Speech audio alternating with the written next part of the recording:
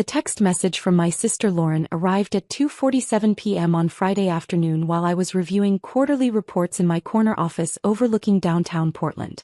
The message was characteristically direct and brutal in the way only siblings can manage. Don't come to Mom's 60th birthday party tomorrow. You'll ruin the photos and the whole aesthetic I've worked so hard to create. This is supposed to be elegant and sophisticated, not a charity case gathering. Hope you understand.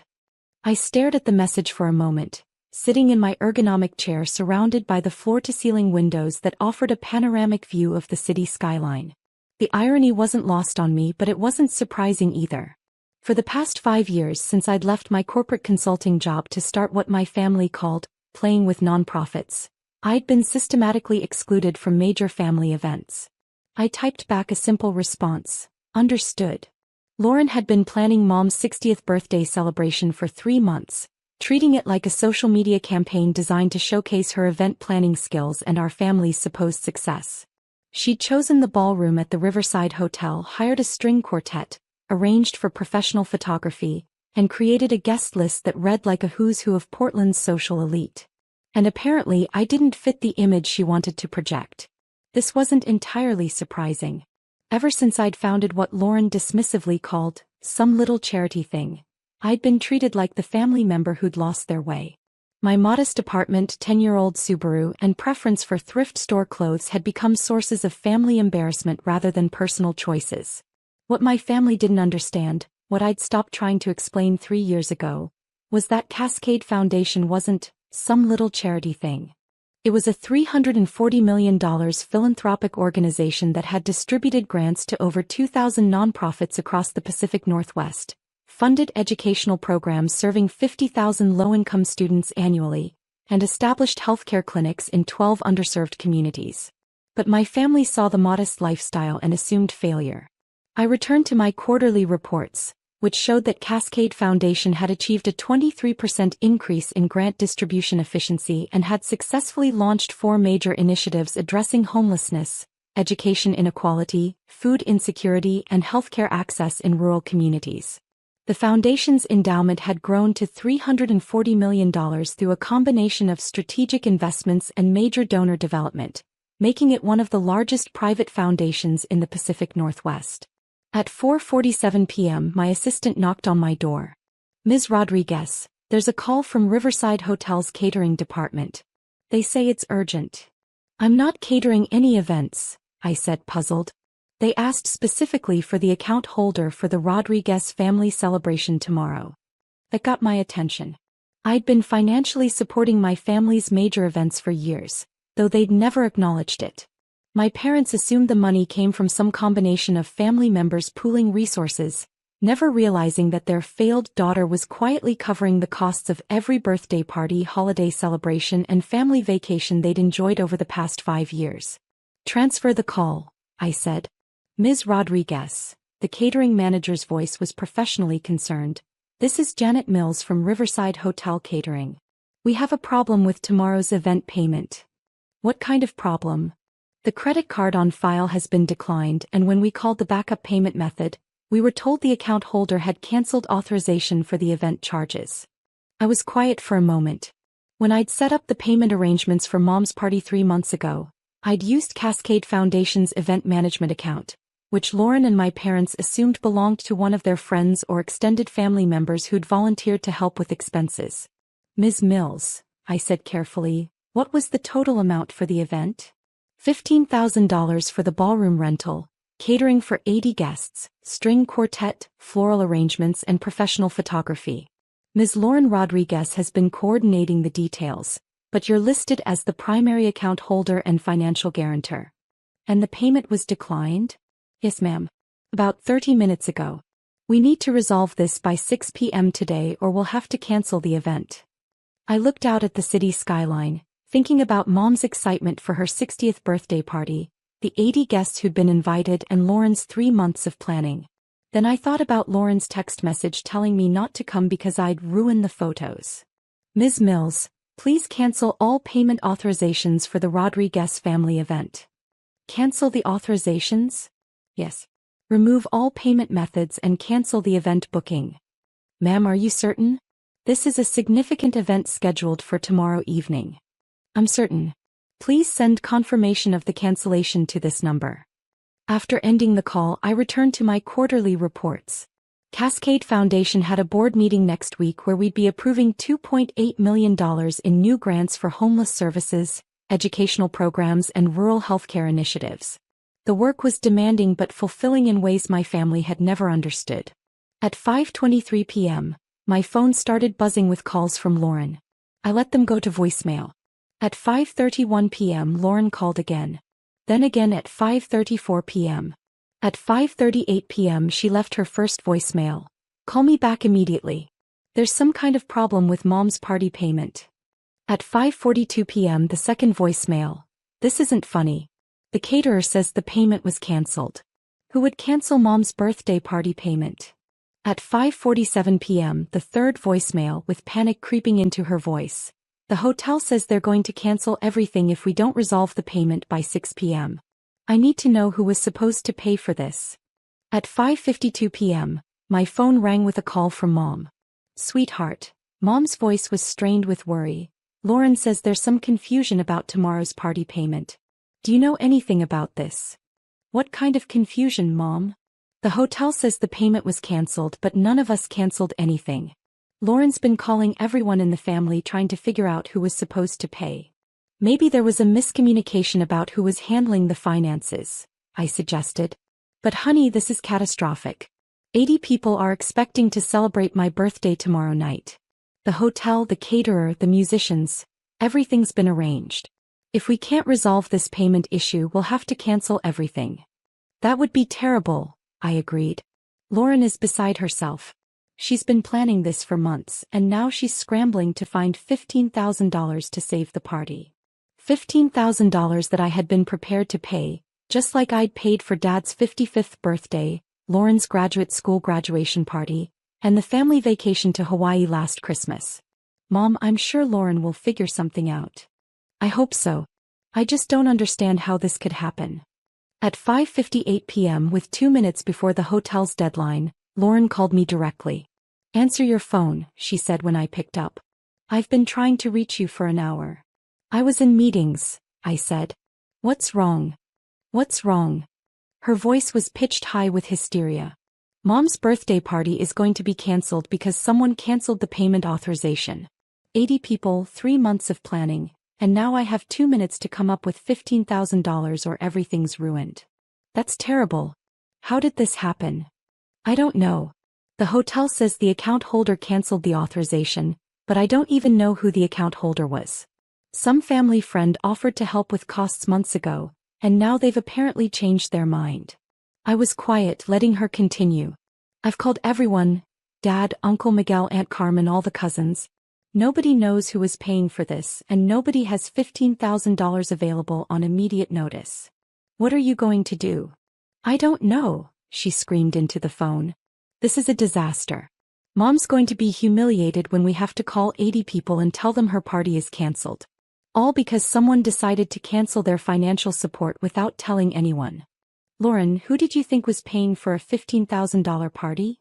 There was a pause. Some family friend. I assumed Dad had arranged something, or maybe Uncle Miguel's business contacts offered to help. These kinds of events require financial resources, and obviously our family doesn't have that kind of money available. Obviously, I said. Unless. Lauren's voice trailed off as a thought occurred to her. Unless what?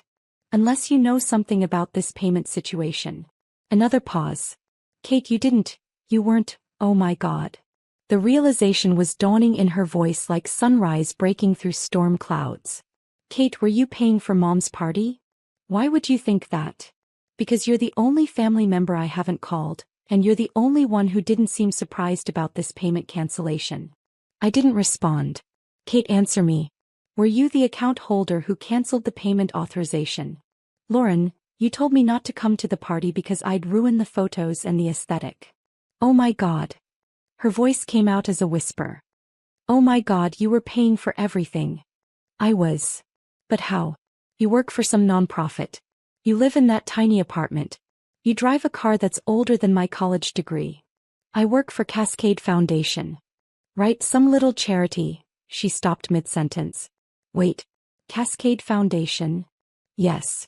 Kate, Cascade Foundation is. I've seen their name on buildings around the city. They fund major programs. Yes. You work for them? I founded them. I'm the executive director and president of the board. The silence on Lauren's end stretched for nearly 30 seconds. Kate, Cascade Foundation has hundreds of millions of dollars. $340 million in endowment assets, yes. And you run it? I founded it 5 years ago when I left corporate consulting. We've distributed over $50 million in grants to date. But you said you worked for a nonprofit. You never said you ran a major foundation. I tried to tell you about Cascade Foundation. Every time I mentioned our grant programs or community initiatives, someone said I was playing with charity work, or wasting my business education on do-gooder nonsense. But Kate, if you run a $340 million foundation, why do you live so modestly? Because I believe in using resources to solve problems rather than displaying wealth. Every dollar I spend on luxury items is a dollar not going to programs that feed hungry families or provide health care to people who can't afford it. Lauren was quiet for a long moment. Kate, you've been paying for our family events for years, haven't you? Dad's birthday party, your graduation celebration, the family vacation, Christmas dinners at the restaurant. Yes. While we treated you like the unsuccessful family member. While you focused on appearances and assumed that modest living meant financial failure. Kate, I'm so sorry. I had no idea. You had no idea because you never asked. You saw my apartment and my car and my clothes and decided I was struggling financially. But why didn't you correct us? I thought about how to answer that question while looking out at the city skyline, where several buildings bore plaques acknowledging Cascade Foundation grants for community programs. Because I wanted to know that my family loved and accepted me regardless of my bank account, I said. If I'd led with, I run a $340 million foundation, would your affection have been genuine or motivated by financial interest? Kate, we've been horrible to you. You've been focused on appearances and conventional markers of success. That's different from being horrible. No, it's not different. I literally told you not to come to Mom's birthday party because you'd ruin the aesthetic. Yes, you did. While you were paying for the entire party. Yes, I was. Lauren started crying. Kate, what can I do? How can I fix this? What do you want to fix? Everything. Our treatment of you, Mom's party, the way we've dismissed your work. I looked at my watch. 6:04 p.m. The hotel's payment deadline had passed. Lauren, the payment deadline has passed. Mom's party has been cancelled. Would you consider reinstating the payment? I know I don't deserve it, but Mom doesn't deserve to suffer because of my behavior. What would change if I reinstated the payment? What do you mean? I mean, would anything actually change about how the family treats me, or would everyone just be more careful about their criticism until the next time they needed financial support? Lauren was quiet for a long time. Kate, I can't promise that everyone will change immediately. But I can promise that I understand now how badly we've misjudged you. And Mom's party? Mom's party should include you. Not because you're paying for it, but because you're Mom's daughter and you should be celebrating with us. Even if I ruin the aesthetic? Especially if you ruin the aesthetic. I've been more concerned about Instagram photos than about family relationships. I made a decision. Lauren, call the hotel. Tell them the payment authorization has been reinstated. Really? Yes. But I want to make something clear. Anything. This is the last family event I'll pay for without acknowledgement. If the family wants me to continue supporting these celebrations, then the family needs to acknowledge that support and include me in the planning. Absolutely. Kate, can I ask you something else? What? Would you be willing to help me understand what you actually do at Cascade Foundation? I want to know about your work, not because you're paying for things, but because I realized I don't know anything about my sister's career. I'd like that. The next evening, I attended Mom's 60th birthday party at the Riverside Hotel ballroom. I wore a simple black dress from my closet and arrived in my 10-year-old Subaru, just like always. But for the first time in years, Lauren introduced me to guests as my sister Kate, who runs Cascade Foundation and does incredible work in our community. During the toasts, Dad raised his glass and said, "To my wife of 40 years who taught our children the importance of giving back to others." And special thanks to our daughter Kate, whose generosity made tonight possible. It wasn't perfect, and I knew that changing family dynamics would take time. But it was a start. After the party, as we stood in the hotel parking lot saying goodbye to guests, Mom pulled me aside. "Kate, Lauren told me about Cascade Foundation. About what you've built and what you do. I should have explained it better years ago." "No, honey. We should have asked better questions and listened more carefully to your answers. Mom, I'm just glad we can move forward. Kate, I want to ask you something, and I want you to be honest with me." "Of course. Are you happy? With your work, your choices, the life you've built?" I thought about the question while looking back at the hotel ballroom, where the cleanup crew was breaking down the tables and packing up the flowers. 80 people had celebrated Mom's milestone birthday because I'd chosen to reinstate the payment authorization despite Lauren's hurtful text message. "Mom, I wake up every morning knowing that the foundation's work is helping solve problems that affect thousands of people," I said. "We're funding programs that feed hungry families, provide health care to people who can't afford it, and give educational opportunities to children who wouldn't have them otherwise." "That sounds meaningful." It is. The financial success enables the foundation to do bigger projects and help more people. But the real satisfaction comes from knowing that the work makes a difference in people's lives. "And you don't mind living more modestly than you could afford?" "I don't mind at all. My apartment meets my needs, my car is reliable, and my clothes are comfortable. I'd rather use foundation resources to fund a new homeless shelter than buy a luxury car I don't need." Mom hugged me tightly. "I'm proud of you, Kate. Not because you paid for tonight's party, but because you've found work that matters to you and you've built something that helps other people." "Thank you, Mom. That means everything to me." 6 months later, our family dynamics had shifted significantly. Lauren had started volunteering with one of Cascade Foundation's education programs and was learning about nonprofit work firsthand. Dad had begun referring potential major donors to the foundation. Mom had joined our volunteer advisory committee. Most importantly, when planning family events, I was included from the beginning. Not as the anonymous financial backer, but as a family member whose presence was wanted and whose input was valued. At Easter dinner that spring, Lauren raised her wine glass for a toast. "To family," she said, "and to learning that the most important contributions aren't always the most visible ones." "To Kate," Dad added, "who taught us that success comes in many different forms." As we clinked glasses, I reflected on how much had changed since that Friday afternoon text message telling me not to come to Mom's party. Sometimes families need to learn the hard way that the quietest member might be the one holding everything together. And sometimes, if you're patient enough and committed enough, they eventually figure out that the person they've been dismissing is actually the person making their celebrations possible. The most meaningful recognition doesn't come from foundation boards or community awards. It comes from families who finally understand that love and support should never depend on appearances or conventional measures of success. And it comes from knowing that your work, whether visible or invisible, makes a difference in the lives of people who matter to you. A year later, when we planned Mom's 61st birthday party, Lauren and I worked together on every detail. Not because I was paying for it, but because she wanted her sister's input on celebrating our mother. The party was smaller, less expensive, and infinitely more meaningful because it was planned by family members who finally understood each other. Sometimes the best parties are the ones where everyone's invited, everyone contributes, and everyone understands that the real celebration isn't the event itself. It's the relationships that make the event worth having. Hi, I'm Ava.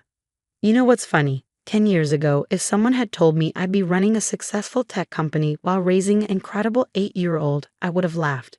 Yet here I am, doing exactly that. Life has a way of surprising you.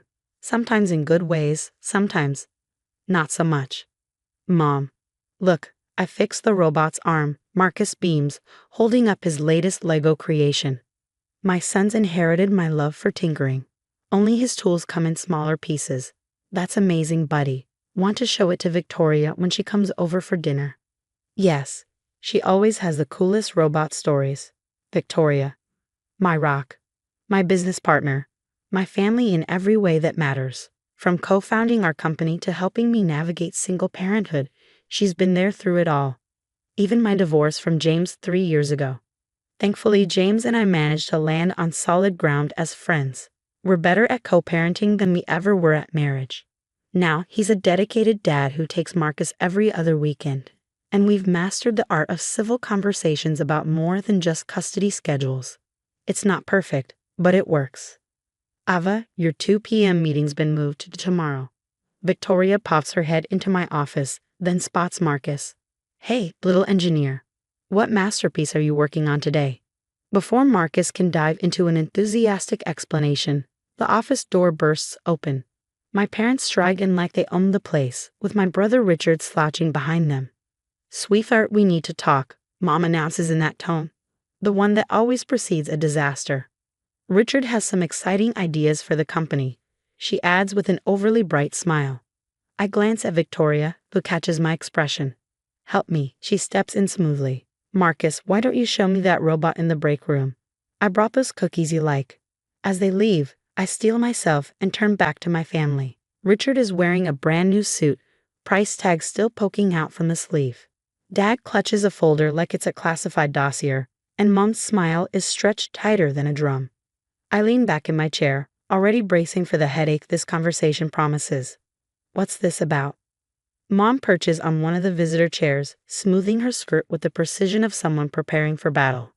We've been talking with James. The casual way she drops this bomb sends my stomach lurching. Talking about what? About Marcus's future, Dad says, placing the folder on my desk. James is concerned about the boy's stability, considering how much time you spend at work. My fingers dig into the armrests. James and I have a custody agreement that works perfectly fine. That's where I come in, Richard pipes up, straightening his ill-fitting suit. If I take over the company, you'll have more time for Marcus. I almost laugh. Almost? You? Run my company, the same company you called a waste of time 3 years ago.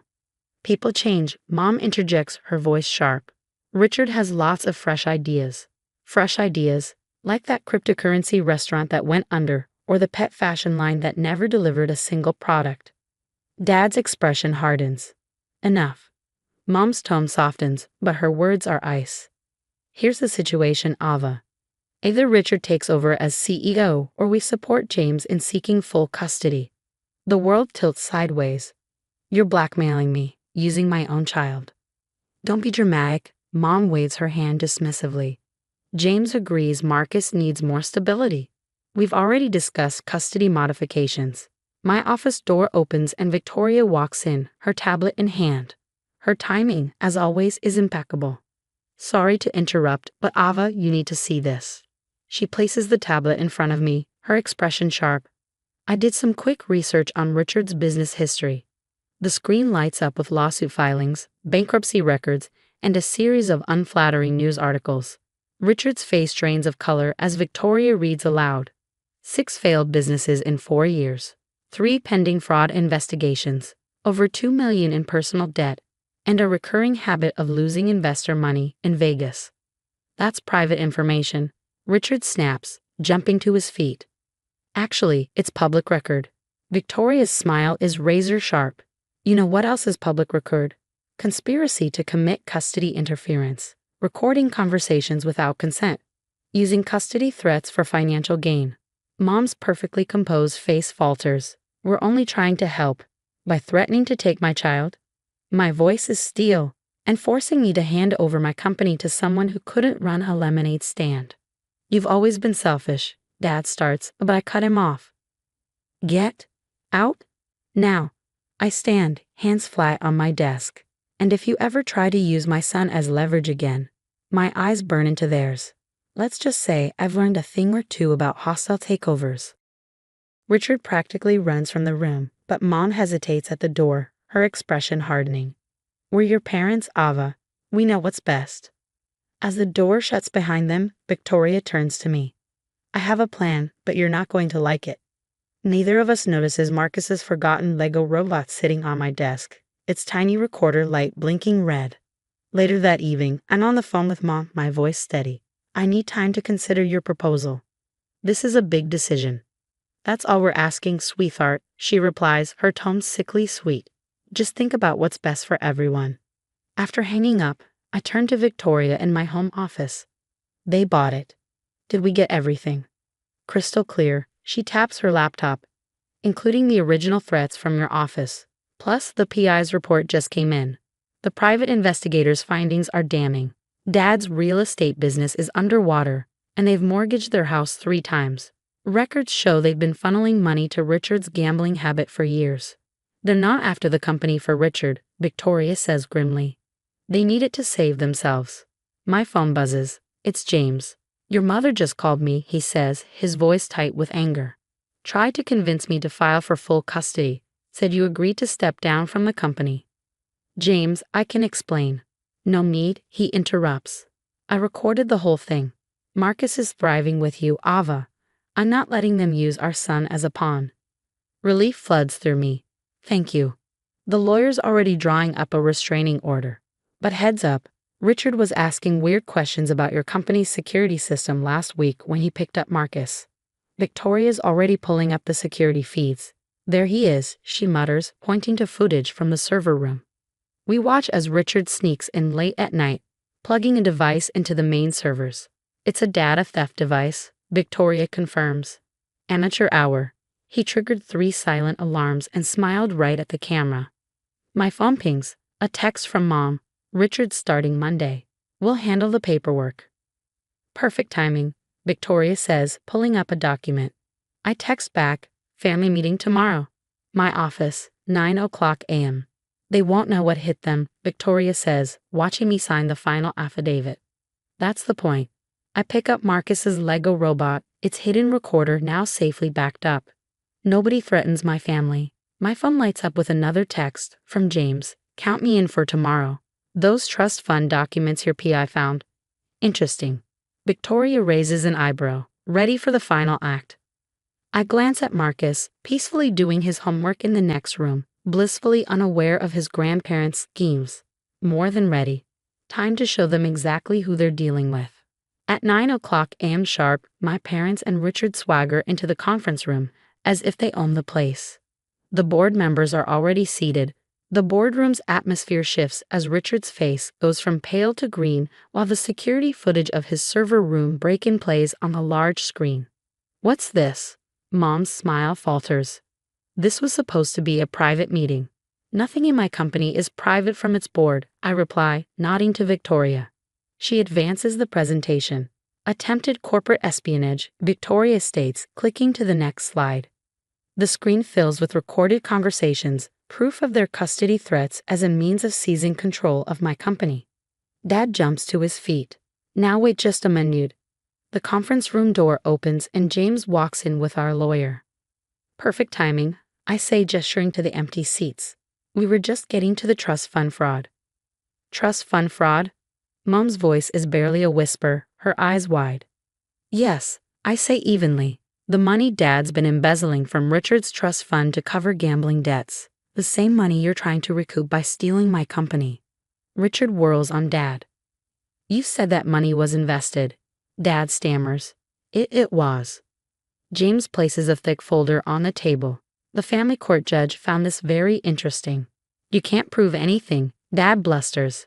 Victoria smirks, holding up her tablet. Actually, we can. Corporate espionage, conspiracy, custody interference, fraud. Want me to keep going? The lawyer slides documents across the table, restraining orders, both personal and corporate. Effective immediately, you're not coming near Ava, Marcus, or this company ever again. But we're family, Mom wails, tears streaming down her face. I stand, my voice unwavering. Family doesn't threaten to take a child away. Family doesn't use kids as bargaining chips. You crossed every line. The board members nod in agreement, their expressions grim. The courts have documented your schemes, I continue, and the community is already talking about the prestigious Andrews family's fall from grace. You've ruined us, Richard moans, burying his face in his hands. No, I say firmly, you ruined yourselves. Now get out of my building. Security escorts them out. As the door closes, James lingers behind. Marcus keeps asking why Grandma's crying on the news, he says softly. I know, my voice catches as my heart aches for my son. You did good, James says, placing a reassuring hand on my shoulder. And don't worry, nobody messes with our kid. He grins. They'll remind me never to get on your bad side. 2 weeks later, life has found a new rhythm. My parents' country club memberships are canceled, their social circle shattered by scandal. Richard is facing charges for attempted data theft, and my company is stronger than ever. At home, Marcus and I work on building a new Lego robot, this one free of hidden recorders. Mom, he says, carefully attaching a tiny arm, are we still family? I pull him into a hug. We're the best kind of family, buddy. The kind that looks out for each other, not the kind that hurts each other. Like you and Dad and Victoria? He asks. Exactly like that. He nods, wise beyond his years. Good. Can we add a laser beam to the robot? I laugh, my heart full. Absolutely. Sometimes losing family means discovering who your real family was all along. What would you do if your parents tried to use your child as leverage? Would you cut ties completely like Ava, or try to rebuild the relationship for your child's sake? It's a difficult decision, especially when children are involved. What if the child were younger, or if you didn't have proof of their schemes? When is it right to cut off toxic family members, and when should you try to maintain some connection for your kids? Share your thoughts in the comments below. I'd love to hear your perspective on this complex family situation. If you enjoyed this story of standing up to toxic family dynamics, don't forget to hit that like button and subscribe for more stories that explore real-life dilemmas. Thanks for reading. Hi, I'm Riley, and my mother-in-law, Carol, has always hated me. She thought I was the wrong influence on her precious son. On my 30th birthday, she decided to eliminate that influence, with handcuffs and false accusations. The day started like any other birthday, coffee in hand, scrolling through sweet messages from friends. My husband Tom had left early for work, promising to be home in time for the small party we planned. Just family and close friends, or so I thought. Carol had other plans. She'd always been difficult ever since Tom introduced me 5 years ago. According to her, I was too career-focused, not traditional enough, and generally unfit for the role of her son's wife. A real wife cooks dinner every night, she'd say when Tom mentioned my late meetings at the ad agency. In my day, we knew how to care for our husbands. Tom usually defended me, albeit weakly, with that apologetic tone I'd grown to resent. She means well. She's just old-fashioned. By noon, Carol had already thrown her wrench into the plans, texting me, "Hope you don't mind, dear, but I've invited a few family friends. And I'll be bringing my special cake, Tom's favorite. I'm sure the one you ordered is nice too." I clenched my jaw, but let it slide. It was my birthday after all. How bad could it get? By 6:30, the house was full. Carol had arrived early, commandeering my kitchen and rearranging everything I'd carefully planned. Her cake took the prime spot on the table while mine was shoved aside like an afterthought. "Riley, dear," she called sweetly as guests buzzed around. "Could you help me with something in the guest room?" I should have known. The whispers, the sly glances, the way she'd been shadowing me all evening. But I followed her, eager to keep the peace. The room was dark when I stepped in. As I reached for the light switch, her voice sliced through the silence. "Now." The lights blazed on, and 2 police officers stepped out from behind the door. "That's her, officers," Carol said, her voice dripping with false authority. "I have proof she's been stealing from me." "What are you talking about?" I stammered, frozen in place. She pulled out her phone, showing what looked like security footage. A figure eerily similar to me, rifling through drawers at her house. The timestamp was last Tuesday when I'd been in meetings all day. "Officers, this is absurd," I protested. "Mrs. Thompson," one officer said, "we need you to come with us." The cold metal of handcuffs bit into my wrists as Carol's face remained emotionless. Downstairs, the music drowned out my shouts for Tom. When I was finally led through the party, every head turned. Guests stared, murmured, some even gasped. At the bottom of the stairs, Tom appeared, his face twisted in confusion and horror. "Mom, what's going on?" he demanded. "She's been stealing from me," Carol said, her voice breaking with perfect distress. I didn't want to believe it, but the evidence, I had no choice. "Riley wouldn't," Tom began, but her tears and trembling hands silenced him. As the officers escorted me out, I caught the faintest flicker of triumph in Carol's eyes. Her victory was complete. The last thing I heard before the door closed was her syrupy voice, thick with manufactured grief. "I warned you, Tom. I tried to tell you about her character." Sitting in the back of the police car, I watched the house shrink into the distance. My birthday turned into the ultimate act of her revenge. The holding cell was freezing, its sterile walls pressing in on me. I sat there in my birthday dress, shivering and replaying every interaction with Carol in my mind, searching for clues I might have missed. Detainees came and went, their murmurs blending with the hum of the fluorescent lights. "Mrs. Thompson." An officer finally appeared.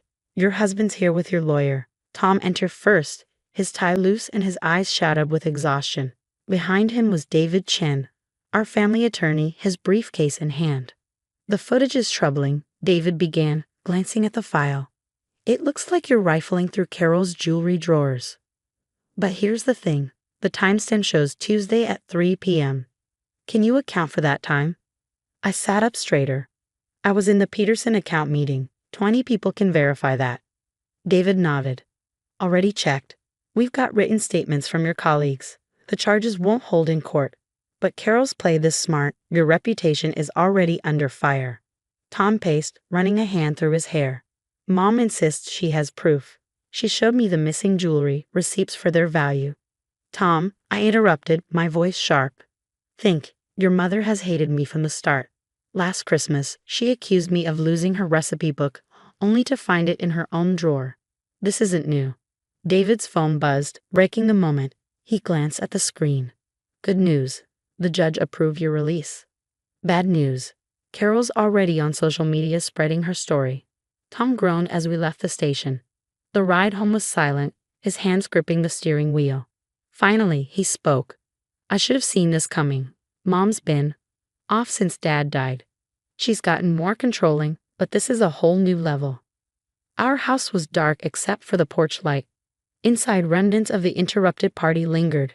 Half-empty glasses, a sagging banner, and Carol's cake still sitting center stage on the table. In a flash of anger, I grabbed the cake and dumped it into the trash. "Riley," Tom protested, startled. "No," I said, my voice steady. "Your mother had me arrested at my own birthday party. I'm done. No more pretending this is okay." That night, I stayed up documenting everything. Carol's manipulations, her false accusations, her countless attempts to undermine me. Then a thought struck me like lightning. "Tom," I said, turning to him. "Your dad's study at Carol's house. Has she touched it since he passed?" "No," he said slowly. "She keeps it locked up." "Why?" "Because your dad was obsessed with security. He had cameras everywhere, including," Tom's eyes widened as realization hit, "including the room where the jewelry was stolen."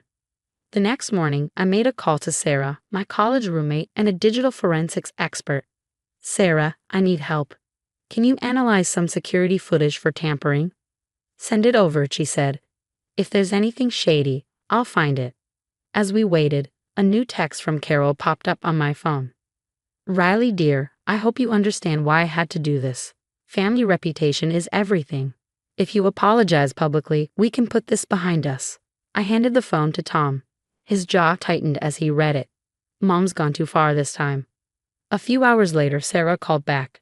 "Riley, the footage is absolutely tampered with. Sloppy job too. They didn't even cover the digital artifacts properly. Can you recover the original?" I asked, heart pounding. "Already did.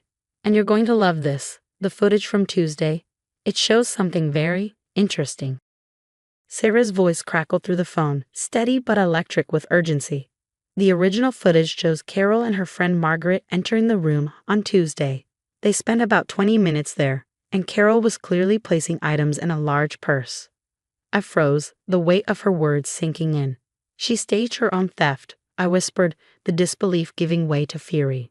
Tom didn't hesitate. Grabbing his car keys, he said, "We're going to my mother's. Now." When we arrived, Carol greeted us with her usual practiced sweetness, but it faltered the moment Tom demanded to see his father's study. She immediately grew defensive, her voice rising. "Tom, how dare you? That room is private, your father's memory." Tom cut her off. "I have a key, Mom. Don't make this worse." Ignoring her protests, we unlocked the study and stepped inside. It felt untouched, like a shrine to Tom's late father. But in the desk drawer, among old documents and keepsakes, we found it. Every piece of the stolen jewelry Carol had accused me of taking. Unbelievable. I muttered, my hands trembling as I held the items. But the real bombshell was on the study's computer. Weeks of untouched security footage revealed everything. Carol and Margaret plotting together, practicing with editing software, discussing how to frame me, and even rehearsing Carol's dramatic breakdown at my party. On one video, Carol's voice was crystal clear. I'll have her arrested right in front of everyone.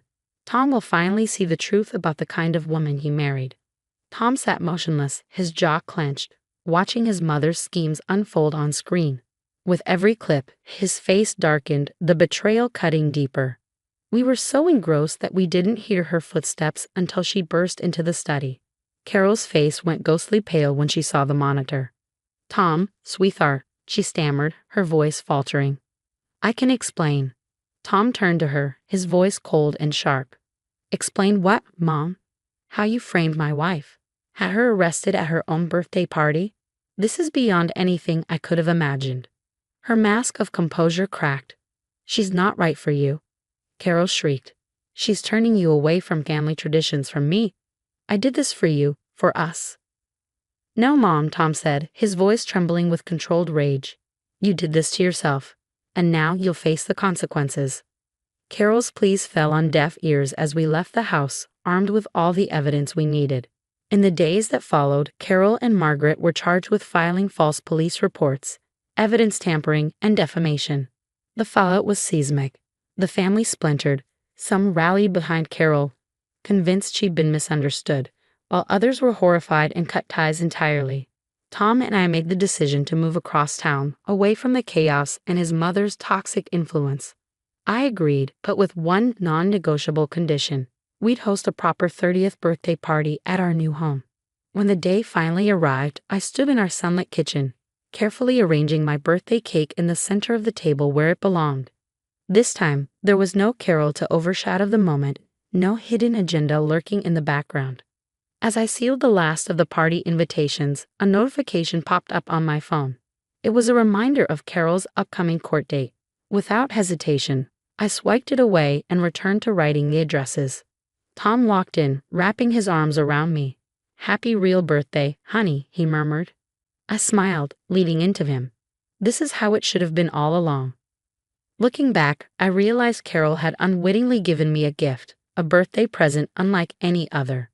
She'd shown her true colors, not just to me, but to everyone, especially Tom. In her efforts to ruin my life, she destroyed her own relationship with her son. Sometimes karma doesn't need plotting or revenge. Sometimes it's as simple as the truth finally coming to light through security cameras, an unraveling plan, and a mother-in-law far too confident in her own schemes. And as I looked around our home, filled with people who loved and supported me, I realized one thing. Living well isn't just the best revenge, it's the only one that truly matters. Hi, I'm Angela. You know how people say money can't buy happiness? Well, my dad seems to think money is worth more than his daughter's safety. But I'm getting ahead of myself. Let me back up and explain how this nightmare started. I live with my mom, Sarah, in a cozy apartment on the east side of town.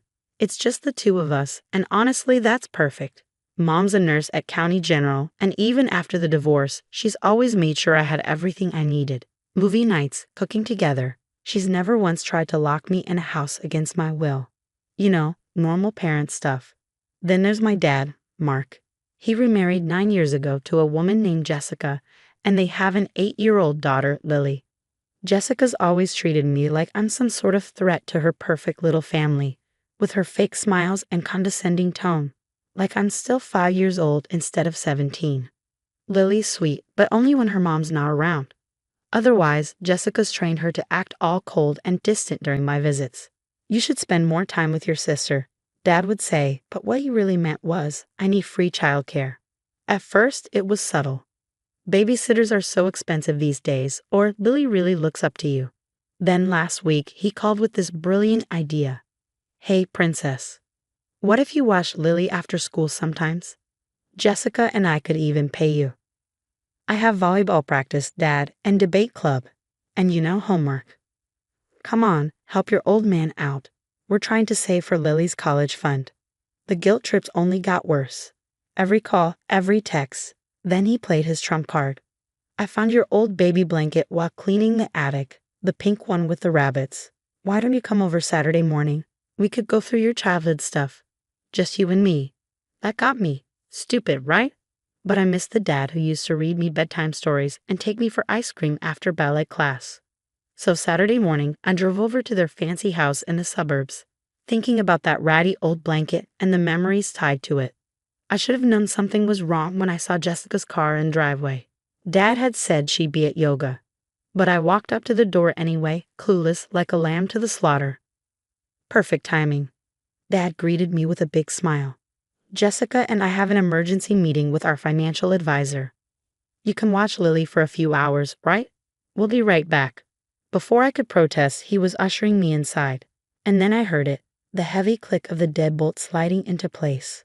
I sprinted to the front window, just in time to see Dad and Jessica climbing into their Mercedes. Jessica turned, giving me a little wave, like we were playing some kind of game. And then they were gone, leaving me trapped. They did the same thing to Maya, came a small voice behind me. I turned to see Lily clutching a stuffed penguin, her eyes wide. Maya, I asked. Your old babysitter, she said quietly, and Katie before her, and Emma. Mommy says it saves money if they can't leave. My hands shook as I grabbed my phone. No signal. Of course, I tried the Wi-Fi. The password had been changed. The landline? Dead. When I checked the cable modem, it had been completely powered down. They thought of everything. Heart pounding, I did a sweep of the house. Every door and window was locked tight, even the sliding glass door to the backyard, which had a bar across it. That's when I noticed it, a tiny red light in the corner of the living room ceiling. Lily, I said slowly, how long have those cameras been there? She shrugged, still hugging her penguin. Daddy put them up after Maya tried to climb out the bathroom window. My mind raced as I catalogued possible escape routes. When I heard a tap on the kitchen window, I nearly jumped out of my skin. Mrs. Chen, our elderly neighbor, was standing in her garden, her expression etched with concern.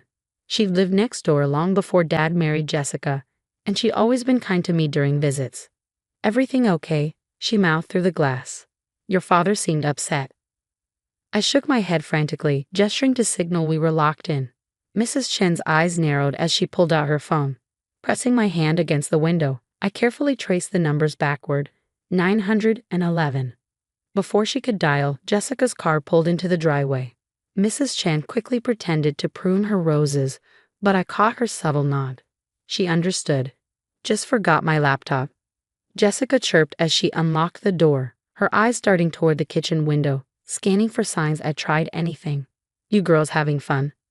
We're fine, I replied, keeping my voice steady. Hey, when did you install the new security system? Something flickered across Jessica's face. Surprise, concern, before her polished mask slipped back into place. Oh, you noticed? Just keeping everyone safe, sweetie. You can never be too careful these days. The moment she left, I grabbed my phone and started recording. Lily, I said, keeping my tone casual, can you tell me again about Maya and the cameras?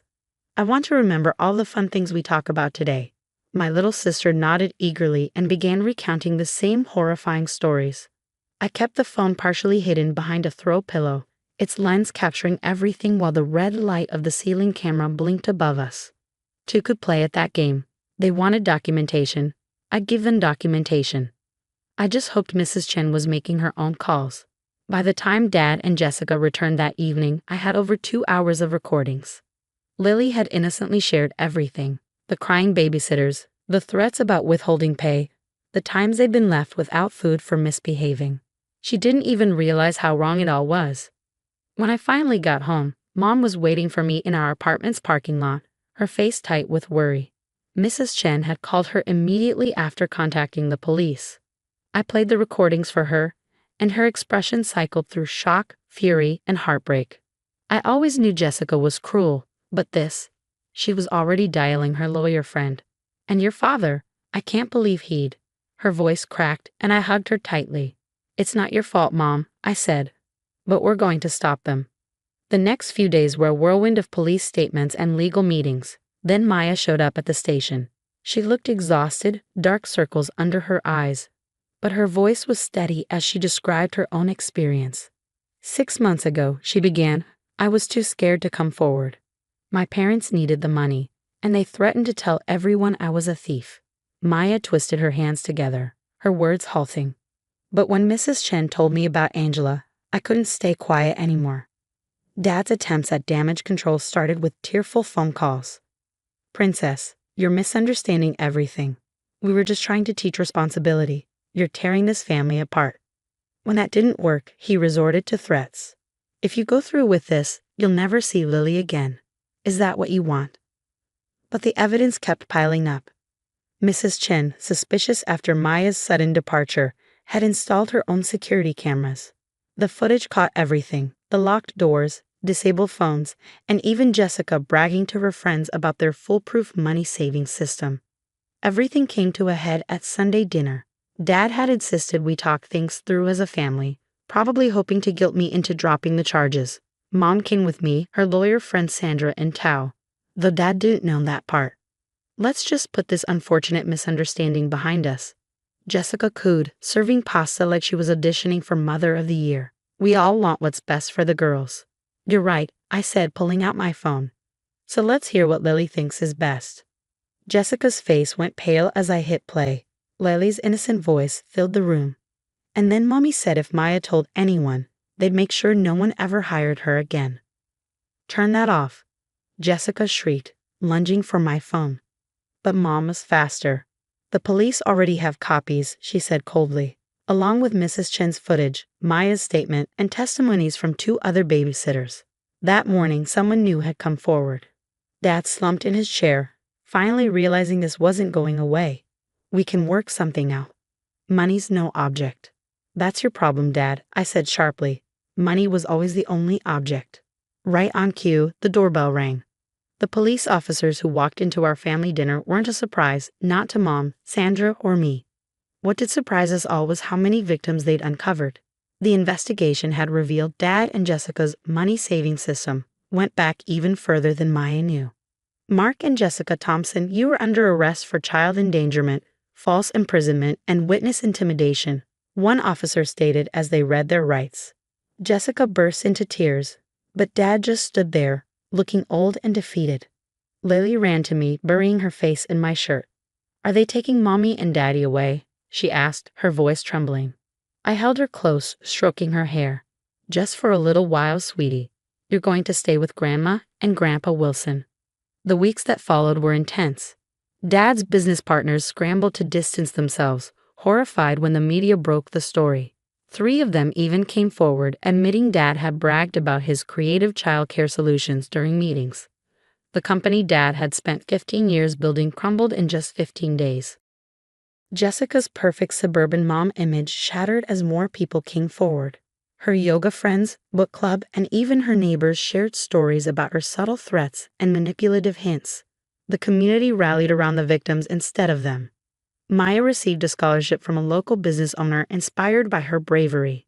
Mrs. Chen organized a support group for families affected by domestic entrapment, becoming a pillar of hope for our neighborhood. And Mom? She threw herself into advocacy, pushing for stronger laws to protect babysitters and young workers. This stops here, she said at every community meeting. No more silence. No more fear.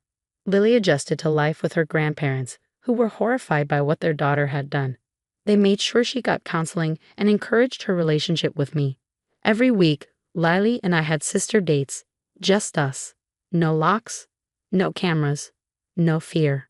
As for Dad and Jessica, they took a plea deal. The evidence against them was overwhelming. Dad sent me a long letter from jail, full of regret and pleas for forgiveness, claiming he'd been blinded by greed and control. I never wrote back.